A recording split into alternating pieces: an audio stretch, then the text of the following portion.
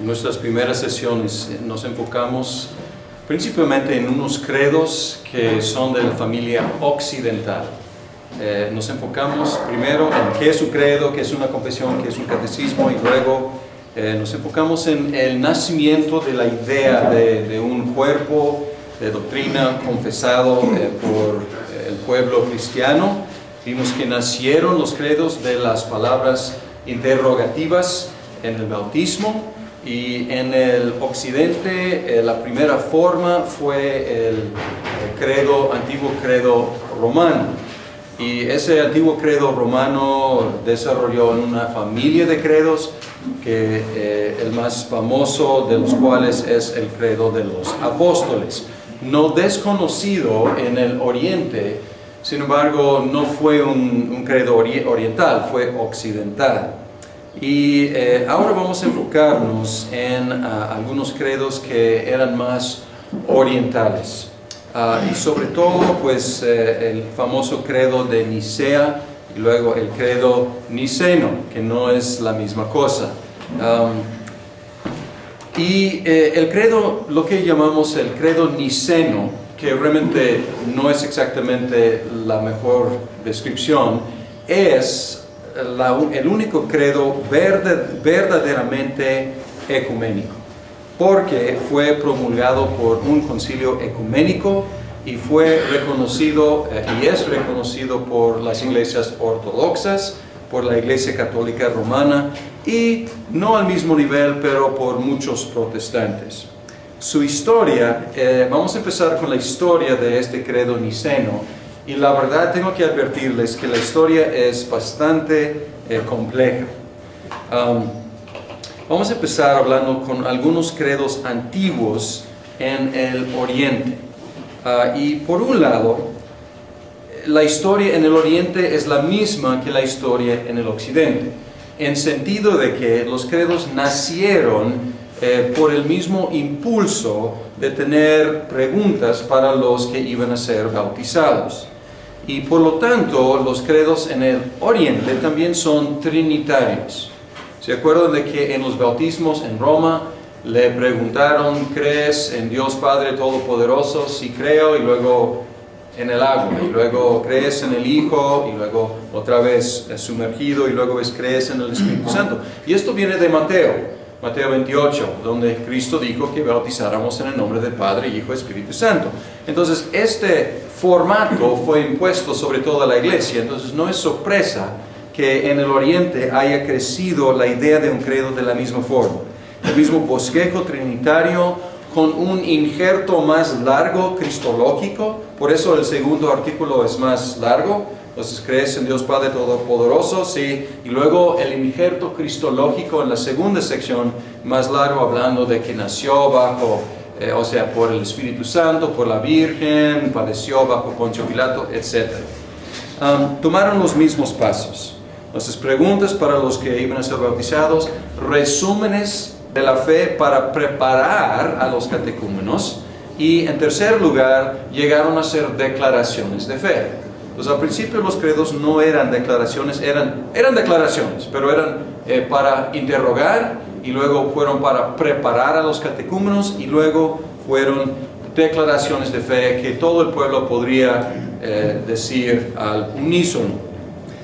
Por el otro lado, hay diferencias marcadas entre los credos occidentales y los credos orientales. Los credos orientales fueron más variados que los occidentales. El Oriente no tiene o no tenía ninguna sede comparable a Roma. Por lo tanto, no había la misma influencia centrada en el Oriente como en el Occidente.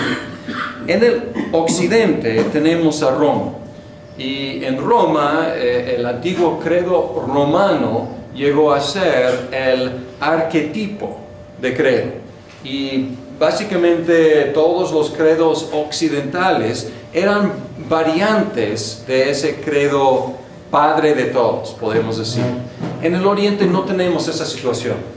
En el Oriente tenemos varias sedes de importancia, pues Antioquía, eventualmente Constantinopla, pero al principio Constantinopla ya existía como Constantinopla, Bizantio era, y Alejandría, Cesarea, Jerusalén. Entonces no había la centralización. Por lo tanto, los credos orientales eran más regionales.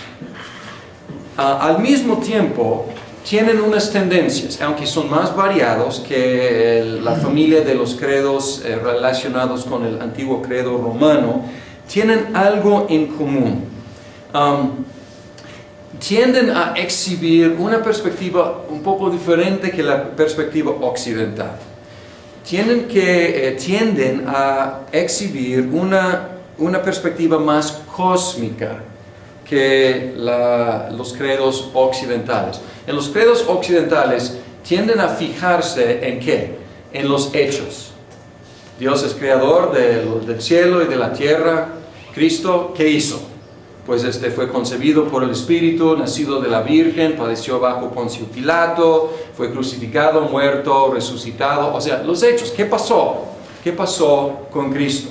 Y luego escuchamos en los credos orientales el lenguaje bastante elevado y cósmico, tratando de ubicar el evento salvífico no solamente en la carrera de Jesucristo, sino en el plan universal de la salvación. Déjame ver si hay un credo de Eusebio de Cesarea, y pueden ver, es un credo que él presentó en el concilio de Nicea para tratar de ser reivindicado y funcionó. Pero pueden escuchar lenguaje como que Dios es el creador de las cosas visibles e invisibles. También pueden escuchar frases como Dios de Dios, luz de luz, vida de vida. Entonces aquí este tipo de expresión no encuentras en el occidente. No están hablando en esos términos casi poéticos, cósmicos. Están hablando de qué pasó, qué hizo. Entonces los dos tipos de credos son teológicos, pero uno está más centrado en la carrera terrenal de Cristo, otros enfocados no solo en eso, sino también en todo el plan universal. Bien.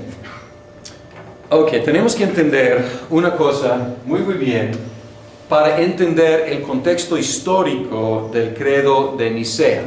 El concilio de Nicea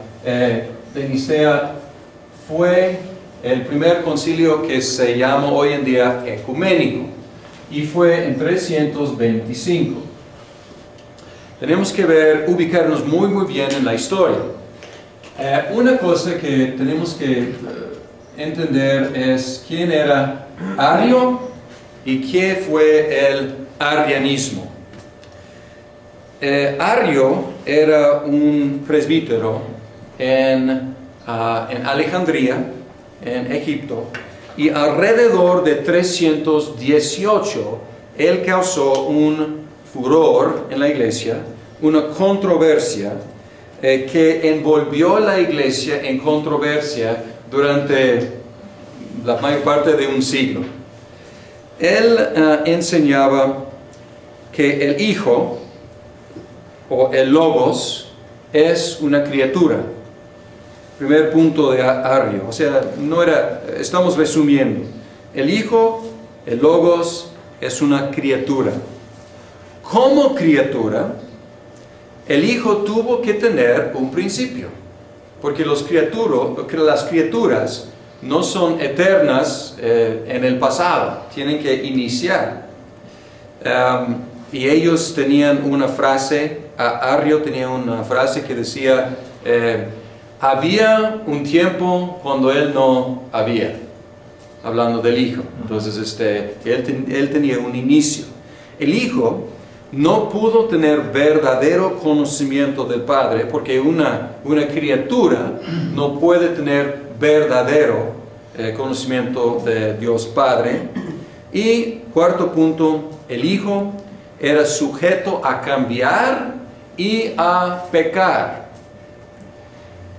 Aunque, y esto es importante, aunque no pecó en realidad, y no pecó en realidad por un ejercicio de su propia voluntad. Era sujeto a cambiar, sujeto a pecar, pero no lo hizo.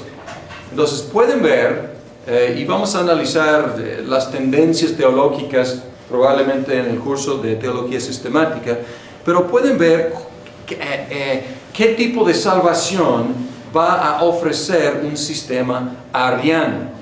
Va a ofrecer un sistema de salvación por medio de ejercer tu propia voluntad, ¿no? Porque así hizo el Hijo. El Hijo no pecó, ¿por qué? Por fuerza, por ejercer su voluntad. Entonces, ¿cuál va a ser la predicación? ¿Cuál va a ser el mensaje para nosotros? Echen ganas. Y encontramos aquí que hay una confluencia entre el arrianismo y el legalismo, o sea, salvación por medio de seguir ley. Este esquema es una forma de adopcionismo, porque el hombre Jesucristo fue adoptado por Dios como su Hijo. Entonces, es mucho más allá, mucho arriba, superior a nosotros, pero no es Dios, es el Hijo adoptado de Dios. Luego, otro evento, tenemos esto en el área eclesiástico, y luego tenemos en el área político Constantino, que ganó poder del control del occidente en el año 3, si no me equivoco, 312, y luego control de todo el imperio en el año 324. Y lo que él hizo, Diocleciano, ¿se acuerdan que Diocleciano, lo vimos en el otro curso, perdón, fue el emperador que dividió el imperio en dos secciones con reglas para la sucesión de los emperadores, occidentales, orientales, y luego se jubiló. Y lo que causó fue una guerra civil entre cuatro pretendientes a los tronos, y eventualmente Constantino unificó otra vez todo el imperio bajo su mano. Entonces, él es un unificador. Entonces, él llega y él es por lo menos simpatizante. No se bautizó, ¿se acuerdan que no se bautizó hasta un poco antes de su muerte? Pero él se consideraba cristiano y él quería unificar. Un imperio unificado requiere una iglesia, una religión unificada, y el cristianismo era el mejor candidato. No quiero decir era solamente iba aprovechándose de la iglesia, no, o sea, él tenía simpatías, parece que verdaderas, con el cristianismo, y él se metía, pues demasiado se metía en asuntos de la iglesia, pero quería unificar. Pero también la ayudó para unificar. Claro, sí, o sea, tener una sola religión le ayudó muchísimo, pero él encontró la iglesia dividida entre arrianos y otros que tenían una perspectiva mucho más elevada de Jesucristo. Pero tenemos que recordar que nunca hubo un anuncio oficial de quién es Jesucristo. O sea, durante las persecuciones la iglesia estaba unida. Ahora, ya que disfrutan paz, empiezan a pelear entre sí. Entonces, ya tenemos otra situación, y ya tienen el lujo, si podemos decir, de definir su fe más precisamente. Es un lujo por un lado, pero un peligro por otro lado, porque a veces los caminos que tomaron estaban muy torcidos. Para unificar la iglesia en el imperio, llamó un concilio general de obispos. Y para estas fechas los obispos dominaban la iglesia. ¿Se acuerdan del otro curso? En el principio, en la Biblia hay presbíteros, o presbíteroi en griego, y también diáconos. Diáconos o diácono. ¿Ok? Y en el Nuevo Testamento, obispo es otra palabra, es episcopos, es otra palabra describiendo el mismo oficio que es presbíteros. En 110 tenemos la primera mención del obispo encima de los presbíteros y los diáconos. Entonces aquí Ignacio mencionó los obispos como arriba de, superior a ellos. Y luego en otro curso vimos por qué, o unas razones por las cuales el sistema episcopal, jerárquico o monárquico ya tomó fuerza, ya dominó la iglesia. Entonces, aquí en los 300 no hay duda. ¿Quién está a cargo de la iglesia? Los obispos. Entonces, por eso era conveniente tener un concilio de obispos general. Asistieron, no sabemos cuántos, pero hay diferentes números. Asistieron entre... El número más bajo es 220 obispos. El número más alto recordado o registrado en la época era como 300. Sin embargo, después se fijó el número 318. Y cuando leen la historia de la iglesia de los 318, son los padres de Nicea, los obispos que asistieron allá. La mayoría, y vamos a encontrar esto en los concilios principalmente estaban en el oriente, o los concilios ecuménicos, digamos. Había cientos de sínodos y concilios, pero los ecuménicos, así llamados, estuvieron en el oriente. Y la mayoría de los obispos eran orientales. De hecho, el arrianismo es una corriente de pensamiento oriental, es de Alejandría. Y había un contingente importante del occidente, pero era la minoría. He leído diferentes ideas de cuántos eran, pero la minoría, pero importante. El obispo Nicolás de Mira estuvo allá. Lo conocemos hasta la fecha, Nicolás de Mira, le llamamos Santa Claus. Entonces aquí es el inicio era conocido por su gran generosidad. Entonces Santa Claus estuvo en el concilio de Nicea, Nicolás de Mira. Ario y sus seguidores estaban presentes, así como una mayoría de anti-arrianos. Él era minoría, por supuesto. Un señor, un diácono, Atanasio. Atanasio estuvo ahí presente, tenía 25 años y él estaba ahí como el secretario del obispo de Alejandría, que se llamaba Alejandro. Entonces Alejandro de Alejandría. Y Alejandro de Alejandría era un anti-arriano. Y Atanasio es un nombre que tenemos que conocer muy bien porque él jugó un papel muy importante a través del resto de su vida y aún después por su pensamiento. Bien,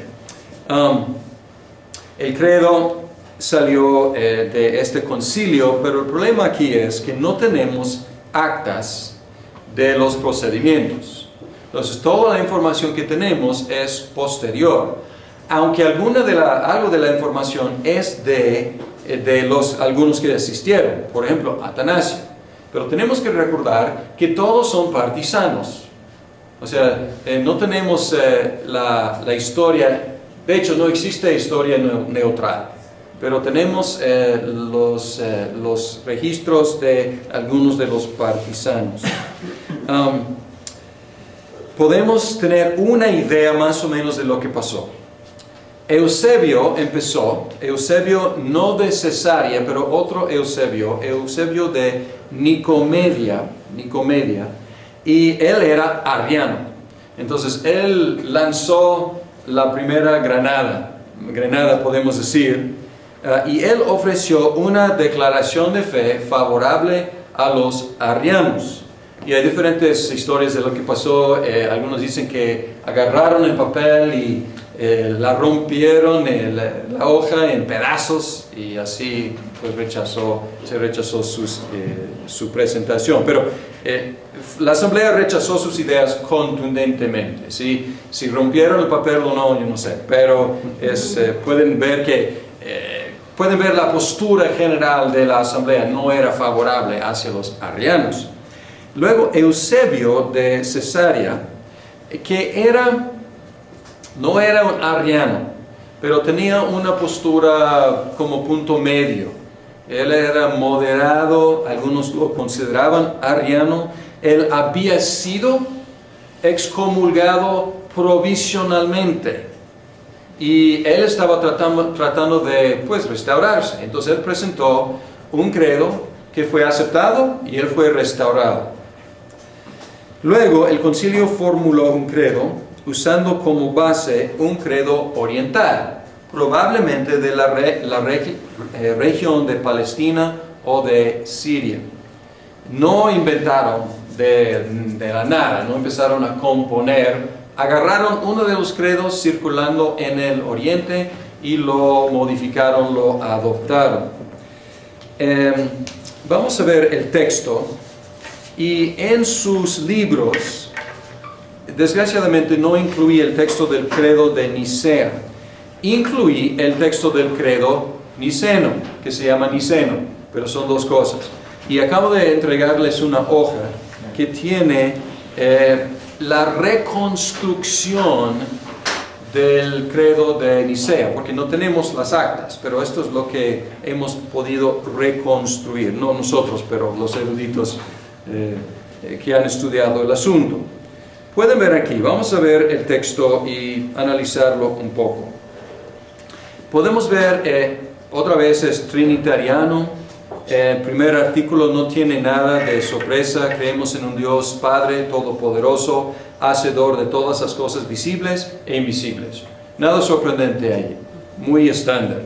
Ahora, y en un Señor Jesucristo, el Hijo de Dios, engendrado como el unigénito del Padre, es decir, y aquí podemos ver una cláusula injertada anti-arriana, como rompe el esquema, es decir, porque nuevamente si estamos confesando la fe en una forma poética, fluida, no decimos, o sea, y lo que quiero decir es, o sea, entonces aquí podemos ver una cláusula injertada, es decir, de la sustancia del Padre, y vamos a conocer una palabra muy bien, de la usia del Padre, de la usia. Esta es una palabra griega transliterada, de la usia. La sustancia en latín dicen substantia, en griego es usia. De la usia del Padre, de la misma esencia del Padre. Y luego, todas estas cláusulas, Dios de Dios, luz de luz, Dios verdadero de Dios verdadero. Redundante, ¿no? Pero ahí está, sí, están ahí enfatizando quién es Jesucristo. Y luego, engendrado, no hecho. Entonces, otra vez, o sea, si no captaron la idea, aquí está. No tiene principio y él fue engendrado, no hecho. Y luego, consubstancial al Padre. Y aquí tenemos una palabra que va a jugar un papel importantísimo en la historia de esta controversia. Usia, y si ponemos un prefijo, homo quiere decir mismo, homo, usia, y es la palabra que encontramos aquí, aunque es masculino, entonces es homo, usios, con el Padre. Esa es la palabra griega transliterada en letras latinas. Homo usios, con el Padre. Y luego, ¿qué más? Mediante el cual todas las cosas fueron hechas, tanto las que están en los cielos como las que están en la tierra. Entonces es creador también, quien para nosotros los humanos y para nuestra salvación descendió y se hizo carne, se hizo humano y sufrió, resucitó al tercer día y vendrá a juzgar a los vivos y a los muertos. Pues aquí de la carrera de Jesús en la tierra no tenemos mucha información, ¿no? O sea, este credo no menciona a Poncio Pilato, no menciona que fue sepultado, o sea, ni siquiera crucificado, ¿no? Sufrió. Entonces aquí no hay énfasis en lo que hizo. Esto se toma como algo ya conocido. Entonces están enfocándose en quién es Jesucristo. Y aquí pueden escuchar frase tras frase anti-ariana. Y luego al final, pueden ver ahí abajo, hay unas anatemas. Anatema. Un anatema es una condenación. Cuando dicen que sea anatema es que sean condenados. ¿Okay? Aquí tenemos anatemas. Y aquí lo que hicieron fue tomaron de los escritos de Arrio algunas de sus frases, sus lemas, y contradijeron exactamente, o sea, esas frases. A quienes digan,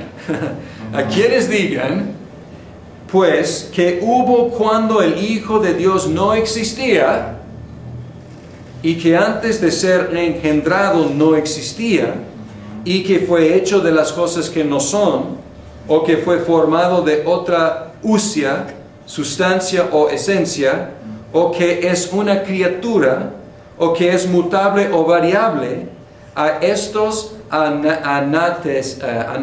anatematiza la Iglesia Católica. Entonces, no puede quedar más claro, ¿no? Pues aquí, algunos que dicen, y ahí están presentes, Nicodemo, más bien no Nicodemo, digo Eusebio de Nicomedia, Arrio y otros de los arianos. Entonces, luego el emperador estuvo presente, participó en los debates, pero no pudo votar porque no es obispo. Y después de escuchar este credo, el emperador expresó su opinión, y su opinión era una amenaza para quienes no estuvieran de acuerdo con ese documento. Entonces les convenía, pero mucho, firmar ese documento. Y todos menos Arrio y 2 seguidores más fieles firmaron el documento. Algunos de los cuales en una forma no honesta. Por ejemplo, Eusebio de Nicomedia, él firmó el documento. Y hay una tradición que cuando Arrio estaba saliendo de la asamblea, él gritó a Eusebio diciendo: tú firmaste simplemente para no ser exiliado, pero yo predijo que dentro de 1 año también vas a ser exiliado. Los 3 que no firmaron, Arrio y sus 2 compañeros, fueron depuestos de sus sedes. Él era presbítero, no era obispo, pero eran depuestos, y Arrio fue exiliado. Y su profecía en cuanto a Eusebio de Nicomedia se cumplió. Dentro del año él también fue exiliado. Entonces, aparentemente, con el credo de Nicea, con este primer concilio de Nicea, el arrianismo fue derrotado definitivamente. Pero Nicea realmente resultó ser solamente la primera batalla en una guerra que duró básicamente la gran parte del resto de ese siglo. Vamos a ver algunas consecuencias, algunas secuelas del concilio de Nicea. Curiosamente, el impacto del credo fue, de lo que podemos ver de los escritos del tiempo y de las prácticas del tiempo, el impacto del credo fue casi nulo. No se menciona otra vez durante los próximos 30 años. Casi. Hay algunas menciones, pero muy escasas, muy pocas menciones. Aparentemente lo que la gente hizo fue, Nicea sirvió su propósito. Derrotó a los arrianos. Ya vamos a regresar a la vida. En el occidente vamos a seguir confesando la fe con lo que llamamos nosotros el antiguo credo romano. En el oriente estamos felices de la vida con nuestros credos regionales. Vamos a seguir confesando la fe con esos credos. Algo que mencionó, regresando al texto, el tercer artículo que dice, y en el Espíritu Santo. No amplifica nada, simplemente hay. Espíritu Santo existe y hasta ahí. Ok, ahora, la historia, regresando a la historia. La diferencia aquí, este credo es diferente que todos los otros credos. Todos los otros credos habían sido credos para el pueblo. Este credo, por primera vez, es credo para los obispos. Es credo para los teólogos. Y por eso es una categoría aparte. Y es primero de muchísimos credos que iban a producir en los próximos siglos. Sin embargo, no agarró fuerza entre el pueblo. Y si lo leemos, realmente es torpe para confesar en público. O sea, para alguien que está siendo bautizado, vamos a decir, ¿crees en el Señor Jesucristo, el Hijo de Dios, engendrado como el unigénito del Padre? O sea, no es fluido, no se presta para un uso litúrgico, es para los teólogos. Sirvió su propósito, derrotó el arrianismo y ahí quedó. Pero, desde Nicea hasta el concilio de Constantinopla, en 381, la controversia seguía entre los arrianos y ahora los anti-arrianos, podemos llamarlos nicenos. Los que están de acuerdo con Nicea, los nicenos, y también es un poco torpe, pero se usa en la literatura, podemos llamarlos los homoousianos.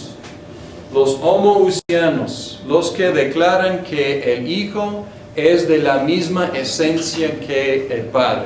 Los niceos, los anti-arrianos y los homoousianos es el mismo grupo.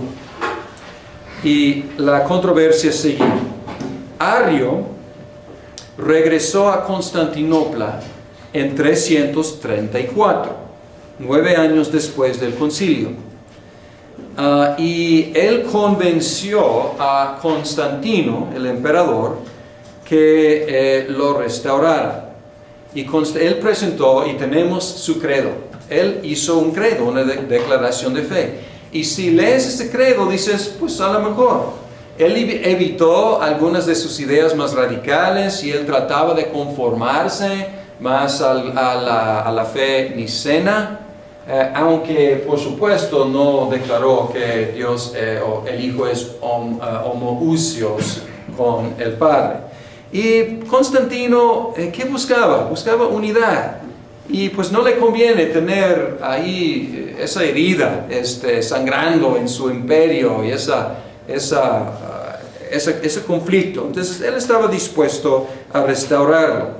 Pero lástima por Arrio, un día antes de su restauración lo encontraron muerto en un baño público.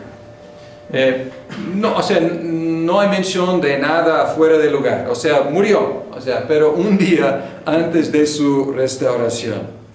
Atanasio fue electo obispo de Alejandría en 328. Nuestro amigo, el diácono Atanasio, jovencito, pues ya es un señor ya maduro, y él fue electo obispo de Alejandría. Y fue exiliado luego, entonces eso es en 328, y fue exiliado por primera vez, porque Atanasio fue exiliado, restaurado, dependiendo si la ola de favor iba hacia Nicea o iba hacia Arrio. Entonces fue exiliado por primera vez en 335. Hubo mucha controversia acerca de esta palabra homoousia y casi nadie de ningún partido quería utilizarla. Entonces, aún los nicenos no estaban muy contentos con la palabra homoousia. ¿Por qué? Dos o tres dificultades. Una dificultad es su historia un poco manchada, porque algunos que utilizaban esa palabra eran los gnósticos. A ellos les gustaba usar esa palabra. Entonces, pues tenía una historia manchada por la herejía de los gnósticos.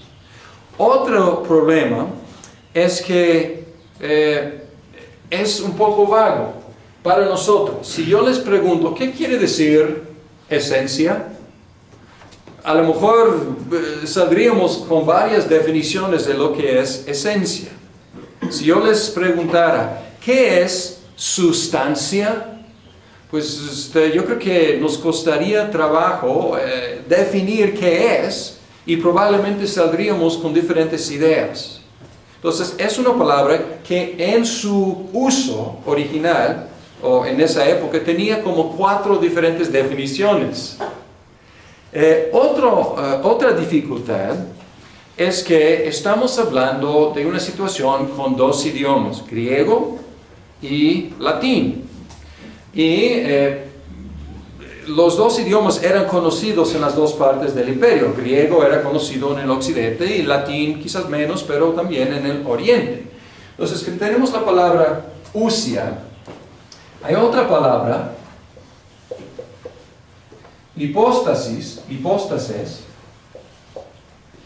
y esta palabra en el occidente quiere decir lo mismo. O sea, en el occidente ellos tomaban estas 2 palabras griegas como iguales, como sinónimos. Y también, a veces en el oriente también, o sea, era posible hablar de hipóstasis,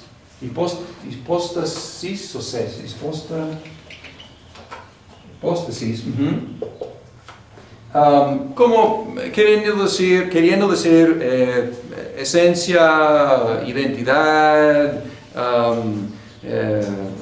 sustancia. Entonces vamos a encontrar un problema más adelante con esta confusión.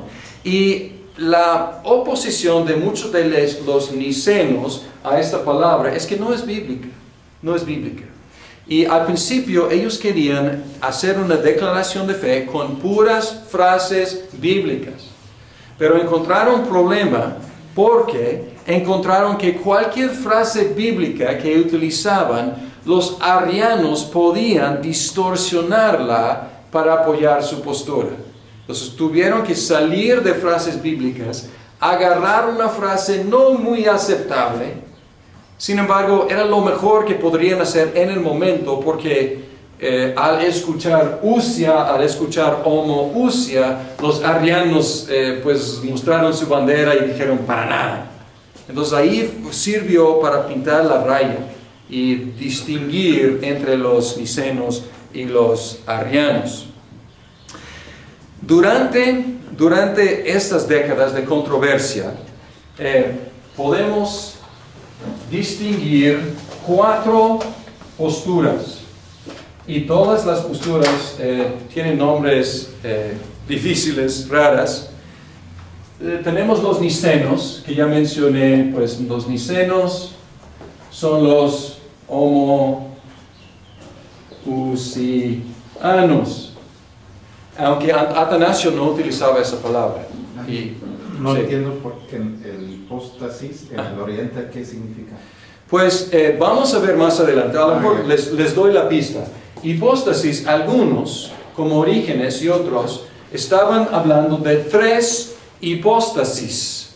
Entonces Dios es una ousia y 3 hipóstasis. Y luego yo soy latín, digamos, y yo estoy escuchando a esos orientales hablar de 3 hipóstasis, y yo estoy escuchando ¿qué? 3 dioses, estoy escuchando triteísmo.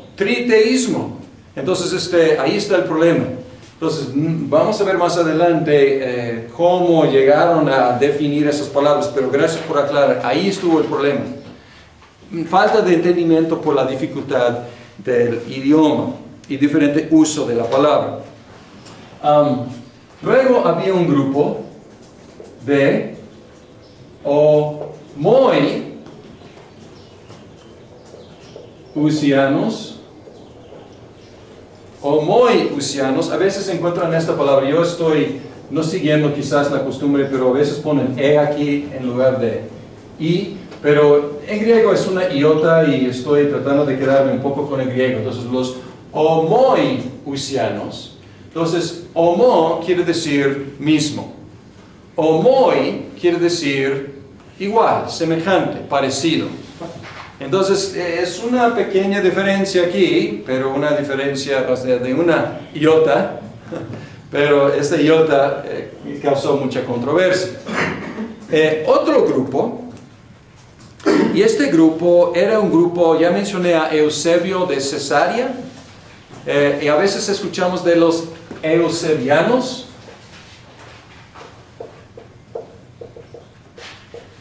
También podemos llamarlos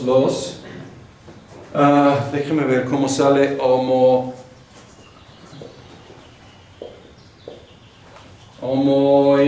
déjame ver cómo hacerlo un grupo, homoianos. Porque la palabra homoios quiere decir semejante, o sea, viene de aquí. Es la misma palabra, homoi. Pero estos están diciendo similar en esencia. Y estos están diciendo simplemente, son similares. Entonces es mucho más débil esta declaración que esta declaración. Y esta declaración es menos fuerte que esta. Entonces vamos, esta es la cristología más elevada.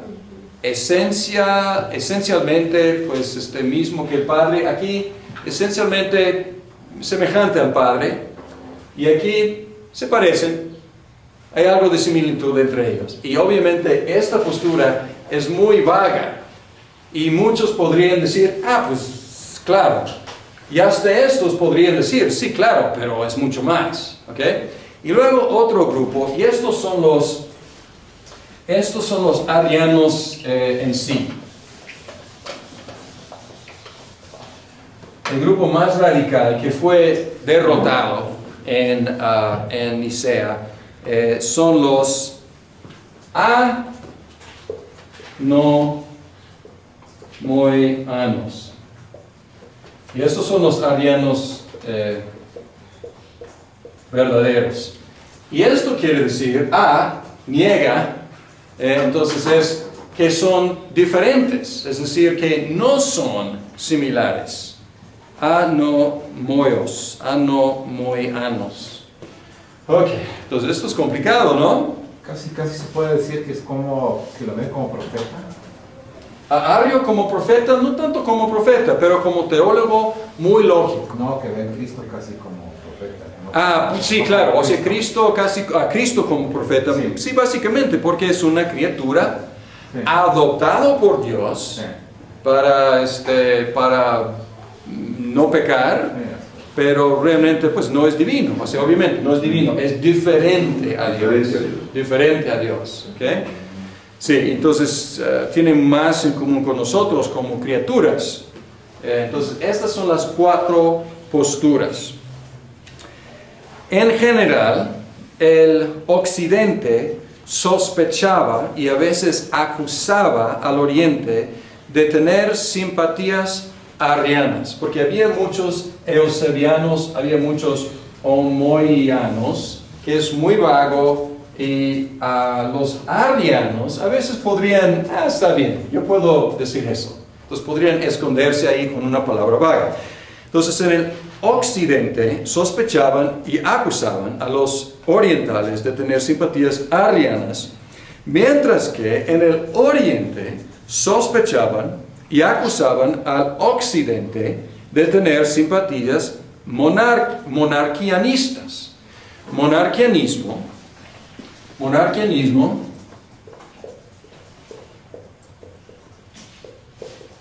¿cómo suena? Es decir que pues Dios es rey. Y una forma de monarquianismo es sabellianismo.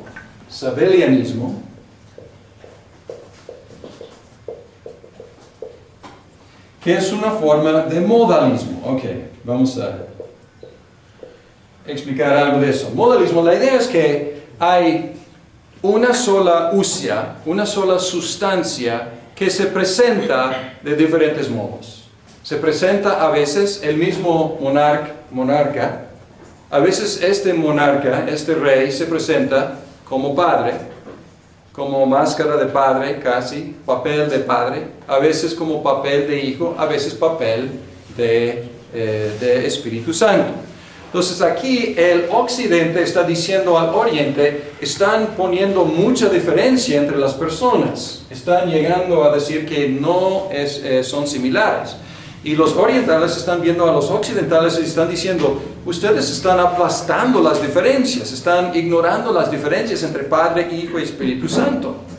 Y ustedes están haciéndolos no solamente iguales, sino la misma persona.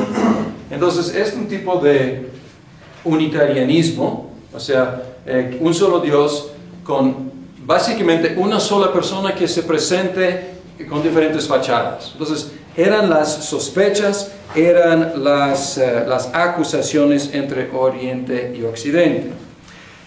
Es decir, para decirlo en palabras más sencillas, es decir, que el Occidente enfatizaba la unidad de Dios y el Oriente enfatizaba las diferencias entre Padre, Hijo y Espíritu Santo. En 359, el emperador Constancio, el papá de Constantino se llamaba Constancio Cloro y uno de sus hijos se llamaba Constancio. Para esta fecha ya Constantino está muerto. Desgraciadamente hubo un masacre de los medio hermanos de Constantino y tres hijos de Constantino quedaron como coemperadores.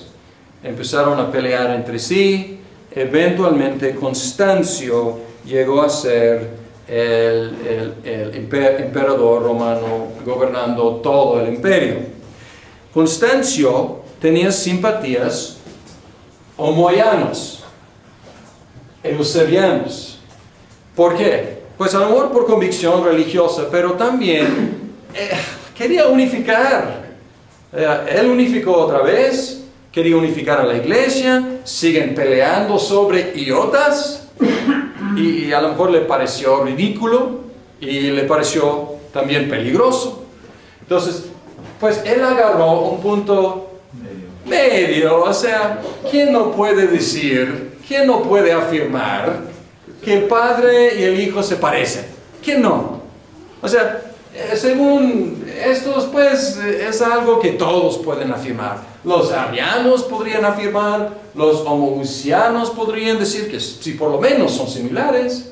Entonces, en 359, el emperador forzó que los obispos firmaran un credo homoiano, lo cual fue ratificado en un concilio general en 360 en Constantinopla. Ese credo prohibió el uso de la palabra usias. Prohibió. Entonces, este concilio y este credo ya derrotó Nicea. Entonces, aquí podemos ver que Nicea parecía ser la derrota final definitiva del arrianismo. Y ahora podemos ver que este credo en 360 y este concilio general fue la derrota aparentemente definitiva de la fe de Nicea y el credo de Nicea. Pero tampoco. La batalla seguía. Durante los siguientes 20 años, los sucesos teológicos y los sucesos políticos conspiraron para restaurar una vez más la fe nicena. Y una cosa que podemos ver es la sucesión de los emperadores. Constancio, hijo de Constantino, apoyó a los arrianos, por lo menos a los homoianos, los eusebios. Juliano, primo de Constantino, que sobrevivió el masacre de los parientes de Constantino, él no estaba muy dispuesto a... Él iba con la corriente cristiana, pero en su corazón no era cristiano, porque estos cristianos habían matado a su papá. Entonces no estaba nada feliz con los cristianos. Entonces Juliano, él llegó a ser, después de Constancio, él llegó a ser el emperador, y lo llamamos Juliano el apóstata, porque él quería revivir el paganismo antiguo. Y el pueblo no lo tomaba muy en serio, pero él sí. O sea, ofreciendo sacrificios a los dioses antiguos, reviviendo el sacerdocio pagano y yendo en contra de la iglesia. Entonces la iglesia otra vez, por un lapso de tiempo, estaba otra vez teniendo que enfrentarse con una persecución. Entonces ya como el debate interno ya abatió un poquito. Luego siguió Joviano. Joviano era niceno. Entonces, perfecto, otra vez un emperador niceno, pero él gobernó, él reinó un solo año. Él estaba en proceso de revivir la fe nicena, pero murió. Valentino en el occidente y Valentio en el oriente. Valentino era niceno en el occidente, y el occidente tendía a ser nicena. Y su hermano era eusebiano, un homoiano, Valentio en el oriente. Luego, Graciano en el occidente y Teodosio en el oriente, los dos eran nicenos. Y Teodosio luego convocó un concilio oriental en Constantinopla en 381 para ratificar la fe de Nicea. Teodosio.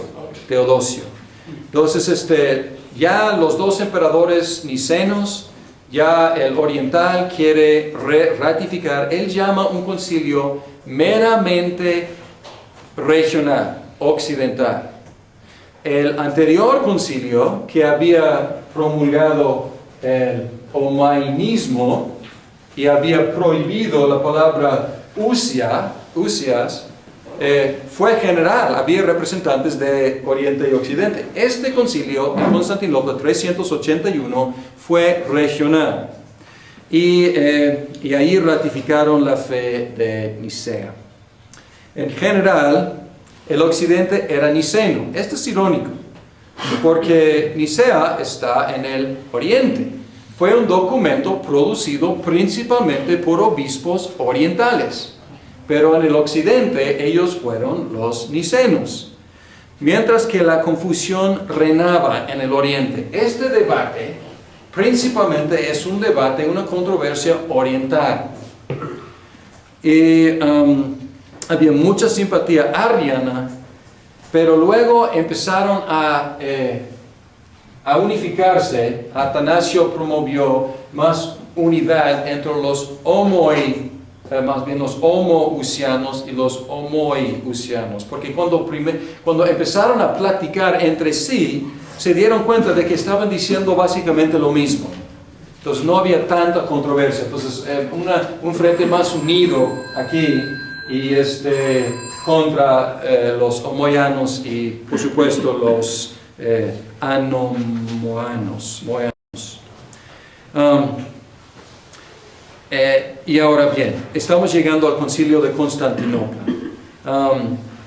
Dos otras controversias, entonces ya por fin, Nicea triunfa en el concilio de Constantinopla. Y vamos a tomar un descanso y luego regresar y hablar de los procedimientos de ese concilio.